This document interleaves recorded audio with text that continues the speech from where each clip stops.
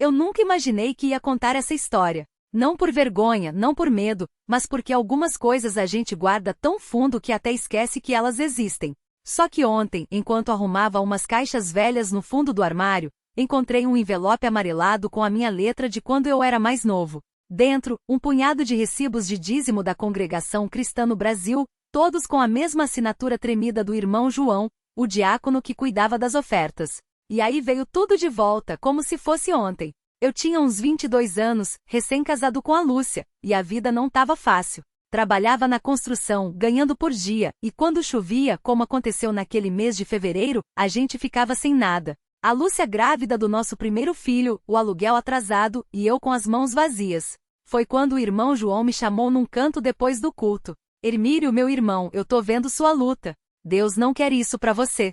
Ele era um homem baixo, de mãos grossas, sempre com um sorriso que não chegava nos olhos. Ficou olhando para trás, como se tivesse medo de alguém ouvir. Você é um rapaz de confiança. Eu preciso de uma ajuda com os dízimos, só para organizar direitinho antes de mandar pro escritório. É coisa rápida, 2 horas por semana, e eu te dou R$ 100 por fora. Ninguém precisa saber. Na hora, meu coração disparou. R$ 100 era quase metade do que eu ganhava numa semana boa. Mas tinha algo na voz dele que não batia. Mesmo assim, eu precisava do dinheiro. Como é que é, irmão João? O dízimo não é sagrado? Ele riu baixinho, e deu um tapinha no meu ombro. Claro que é, meu filho. Mas você acha que todo mundo aqui é santo? Tem irmão que dá R$ 10 e escreve 50 no envelope. Tem irmã que esconde nota de 20 no meio das moedas. Eu só tô ajustando o que já tá errado. E você vai me ajudar nisso. Não sei por que eu aceitei. Talvez pela fome, pela conta de luz cortada, pelo medo de ver a Lúcia chorando de novo no banheiro.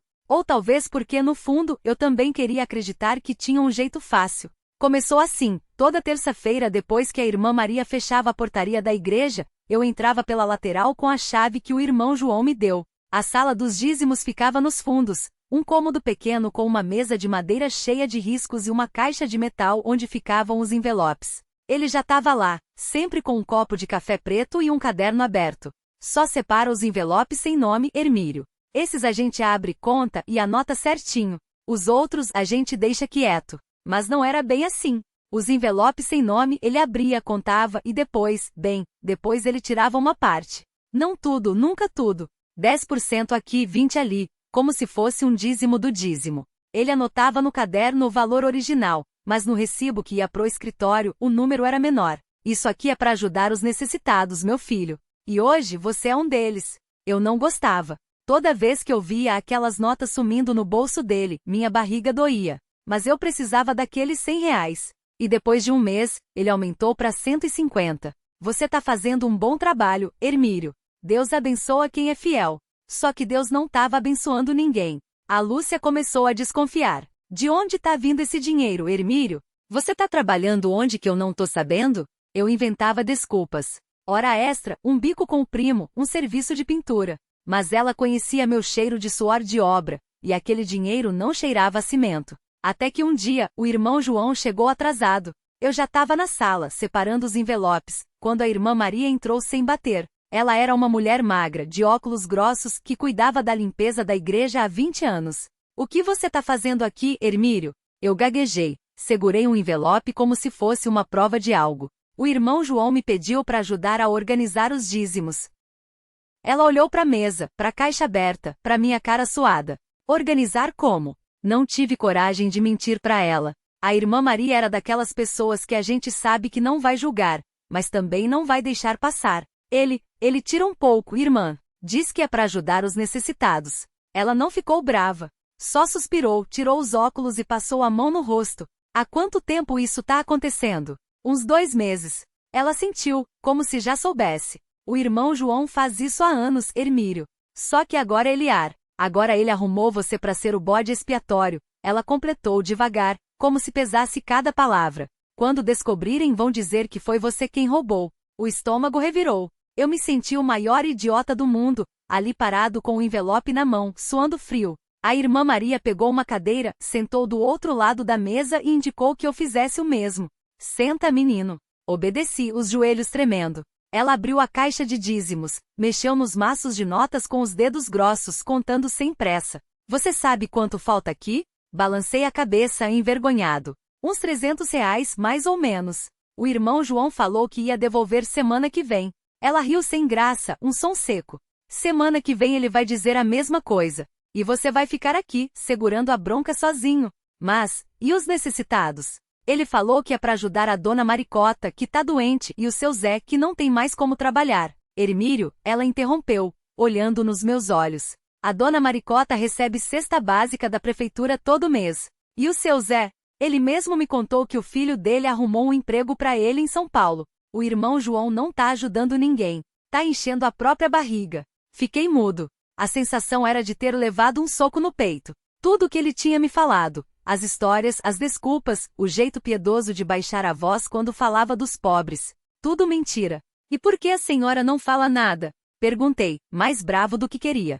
Ela suspirou, recostou na cadeira. Já falei. Pro pastor, pros diáconos. Mas o irmão João é filho do antigo pastor, lembra? Eles protegem ele. E eu? Sou só a velha que cuida da cozinha da igreja. Minha palavra não vale nada. Então por que a senhora não denuncia pra polícia? Dessa vez ela riu de verdade, um riso triste. Polícia?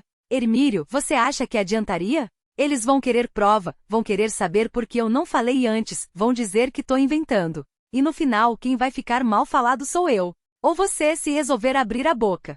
Fiquei olhando para a mesa, os dedos brincando com as bordas do envelope. Tinha certeza de que ia vomitar. E agora? Perguntei, a voz fininha. Ela se inclinou para frente e baixou a voz. Agora você vai fazer o seguinte: põe todo o dinheiro que falta aí de volta. Tira do seu bolso se precisar. E nunca mais mexe nisso.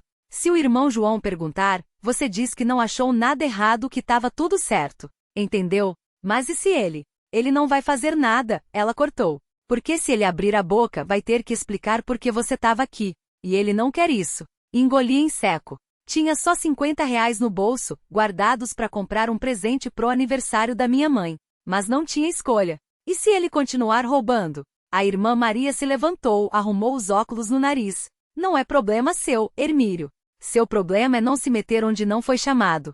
Ela fez uma pausa, o olhar pesado. E reza para ele não te arrastar junto quando isso explodir. Virou as costas e saiu, deixando a porta entreaberta. Fiquei sozinho com a caixa de dízimos, o envelope na mão e um nó na garganta. O relógio da igreja bateu 6 badaladas. Minha mãe devia estar esperando eu chegar para ajudar com o jantar.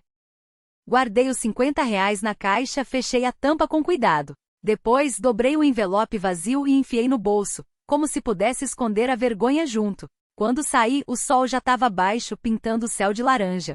Caminhei devagar, arrastando os pés no chão de terra. Não queria chegar em casa. Não queria olhar nos olhos de ninguém. Passando pela casa do irmão João, vi a luz acesa na sala. Ele estava sentado na varanda tomando uma cerveja, como se não tivesse nada a esconder. Quando me viu, levantou a mão e sorriu, aquele sorriso largo que sempre me fazia acreditar nele. Hermírio, tudo certo por lá? Menti sem pensar. Tudo, irmão. Tava tudo certinho. Ele assentiu satisfeito e tomou outro gole.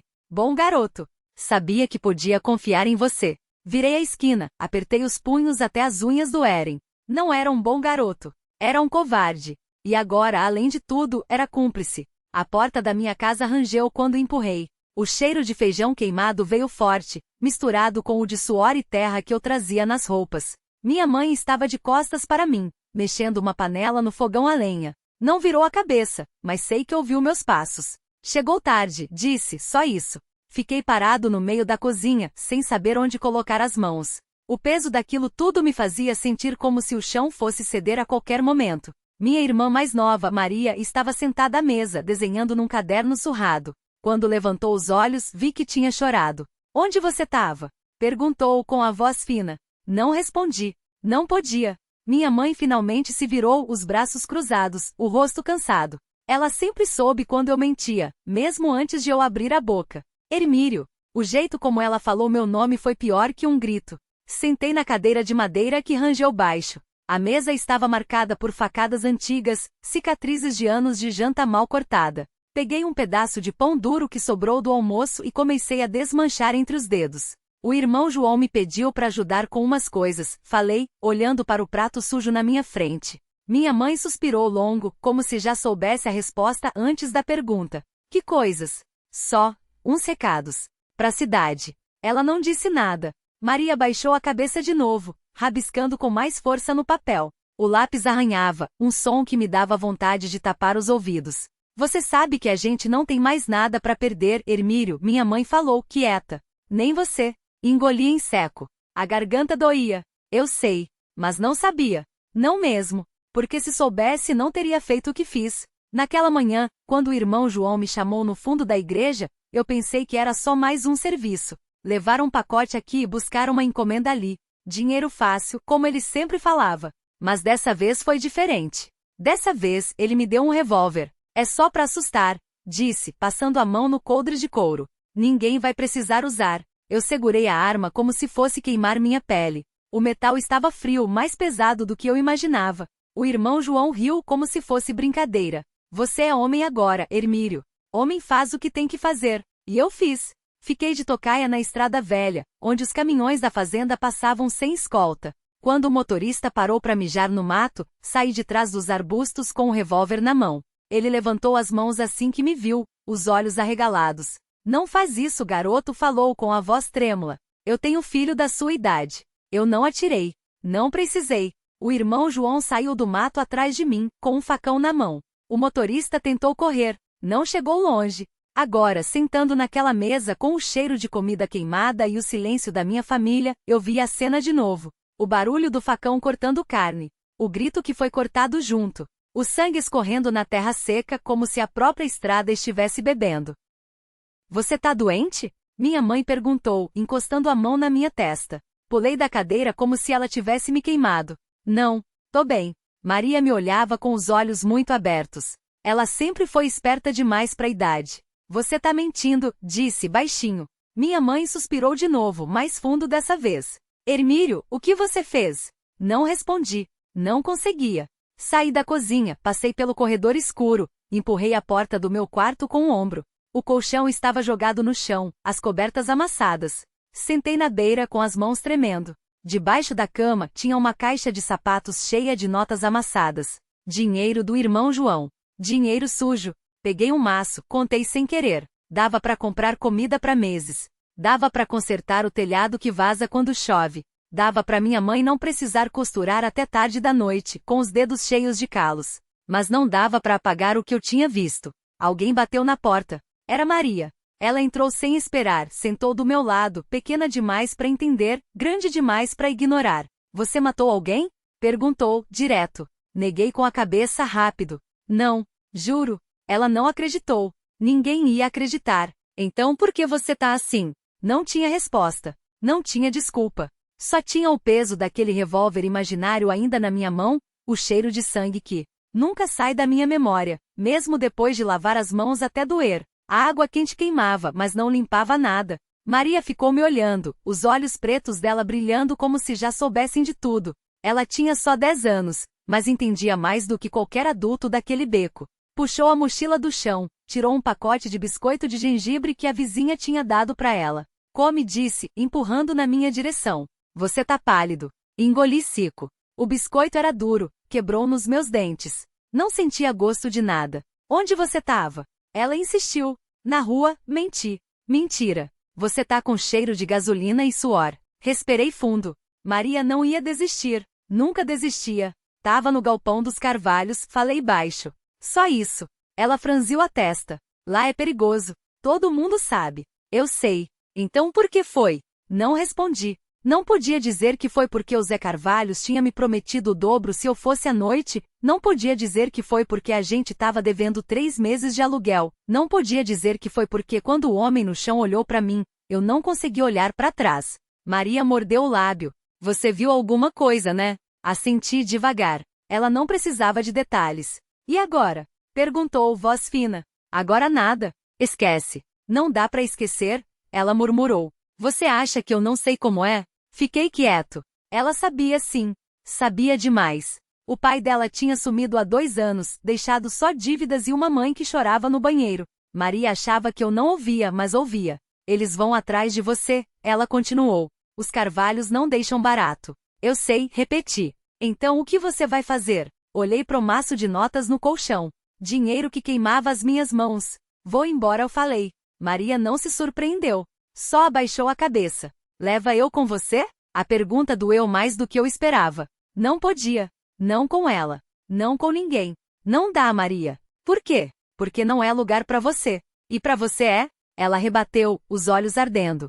Você acha que eu não aguento? Não é isso. Então o quê? É que a voz falhou. Se algo der errado, eu não quero que você veja. Ela segurou meu braço, os dedos pequenos apertando com força. Já vi coisa pior. E você não vai sozinho. Não adiantava discutir. Maria era teimosa como uma pedra. E eu estava cansado demais para lutar. Tá bom, cedi. Mas você faz tudo o que eu mandar.